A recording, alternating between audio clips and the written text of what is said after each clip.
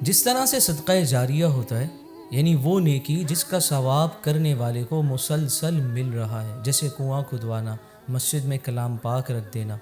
اسی طرح گناہ جاریہ بھی بیان کیا گیا ہے۔ گناہ جاریہ اس گناہ کو کہتے ہیں جو کرنے والے نے کیا اور اس کا عذاب مسلسل اس کے نامہ اعمال میں درج ہو رہا ہے۔ اس کی مثال آج کل کے دور میں سمجھانے کے لیے بہت آسان یہ ہے، سوشل میڈیا اکاؤنٹس جتنے بھی ہمارے نوجوان، ہمارے مسلمان بھائی استعمال کر رہے ہیں،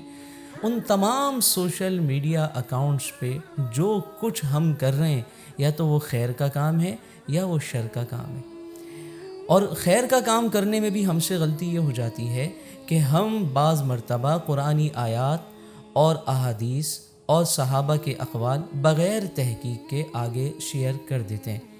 بہت مرتبہ ایسا ہوا کہ میرے پاس کچھ آیات کا ترجمہ آیا اور نیچے حوالہ لکھا تھا کہ فلاں صورت ہے، حالانکہ وہ آیات اس صورت میں کہیں بھی موجود نہیں ہے، اور آیات کا ترجمہ بھی لکھنے والے نے اپنے ذہن سے ایک مفہوم لکھا ہے، قرآن میں وہ آیات وہ ترجمہ ہے نہیں۔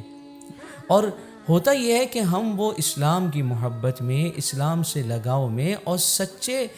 دل سے ہم اسے دین کی دعوت سمجھ کر آگے شیئر کر دیتے ہیں، لیکن یاد رکھیے گا، تحقیق کرنا اور مستند بات تلاش کرنا یہ ضروری ہے آگے پہنچانے سے پہلے۔ ہم نے وہ بات اگر آگے پوسٹ کر دی اپنی وال پر، یا شیئر کر دی، یا آگے لوگوں تک فارورڈ کر دی، اور وہ غلط حوالے کے ساتھ تھی، یا وہ حدیث نہیں تھی جس کو حدیث بنا کر پیش کیا گیا ہے، آپ بتائیں کیا یہ گناہ جاریہ نہیں ہے؟ یقیناً یہ گناہ جاریہ ہے، یعنی وہ گناہ جو آپ سے ہوا، اب یہ جتنا شیئر ہوگا وہ پوسٹر یا وہ ویڈیو جتنی آگے جائے گی، اتنا گناہ ہمیں ملے گا کہ ہم نے بغیر تحقیق کے ایک بات آگے کیوں پہنچائی۔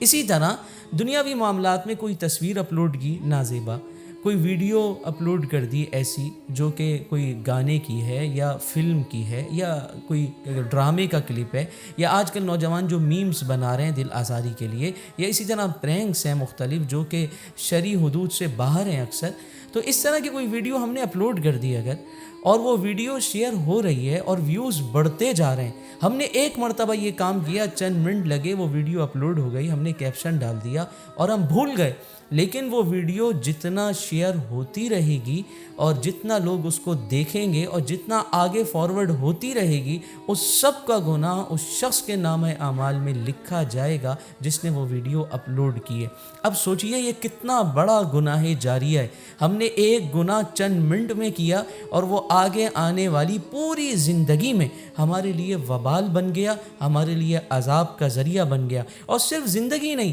بلکہ ہم دنیا سے چلے گئے، اور موت تو کسی بھی وقت اچانک آنی ہے، ہم دنیا سے چلے گئے اور ہمارا دنیا سے تعلق ختم ہو گیا، لیکن مرنے کے بعد بھی ہمارے نامہ اعمال میں گناہ درج ہوتا رہے گا، جب جب وہ ویڈیو دیکھی جائے گی، شیئر کی جائے گی، اور جتنے اس کے ویوز بڑھتے جائیں گے، جتنے دیکھنے والے ویورز بڑھتے جائیں گے، اتنا گناہ ہمارے نامہ اعمال میں درج اس لیے ہوتا رہے گا کہ اس گناہ کی بنیاد ہم رکھ کے گئے تھے۔ تو خدا را میں اپنے نوجوان بھائیوں سے گزارش کرتا ہوں، دینی کوئی بات شیئر کرنی ہو پہلے تحقیق کر لیجئے، کوئی ایسی کتاب خرید لیجئے جس سے آپ جب کوئی حدیث لکھیں تو آپ کو یقین ہو کہ اس میں ہر حدیث مستند ہے، ہر بات اس میں اوتھینٹک ہے۔ اور اگر دنیا کی کوئی ویڈیو آپ نے اپلوڈ کرنی ہو تو پہلے یہ چیک کر لیجئے یہ آپ کے لیے وبال بننے والی ویڈیو تو نہیں ہے، یہ آپ کے لیے گناہ جاریہ بننے والی ویڈیو تو نہیں ہے۔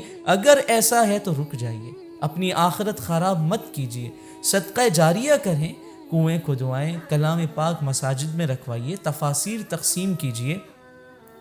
اور کسی